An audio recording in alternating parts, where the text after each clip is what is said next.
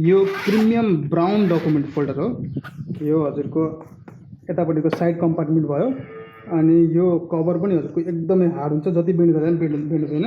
यसमा डायरी भयो, ट्याब्लेट भयो, अनि एटिएम आइडीहरू सबै थोक यहाँनिर म्यानेज गरेर राख्न मिल्छ। अनि यो साइड भनेको चाहिँ सर्टिफिकेट राख्ने साइड हो।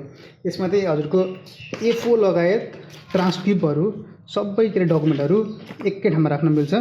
अनि यो भनेको चाहिँ A4 डकुमेन्ट भयो। A4 डकुमेन्टले यति ठाउँ खान्छ र पनि यत्रो ठाउँ यहाँनिर स्पेस रहन्छ। यसमा चाहिँ हजुरको ट्रान्सक्रिप्टहरू, नेपालमा पाउने जति पनि ट्रान्सक्रिप्टहरू सबै यसमा मजाले अँट्छ। अनि त्यहाँदेखि यहाँनिर हाम्रो पेन होल्डर पनि छ। अनि सबै सर्टिफिकेट राखेर लास्टमा चेन लगाइदिइसकेपछि हजुरको सर्टिफिकेट एकदम सुरक्षित भएर राख्न सकिन्छ। र यो भनेको वाटरप्रुफ पनि हो। यसको मेटेरियल एकदमै के अरे साइनी, एकदम राम्रो खालको मेटेरियल हो। अनि वाटरप्रुफ पनि छ। यसमा राखिसकेपछि सर्टिफिकेटहरूको टेन्सन लिनु पर्दैन।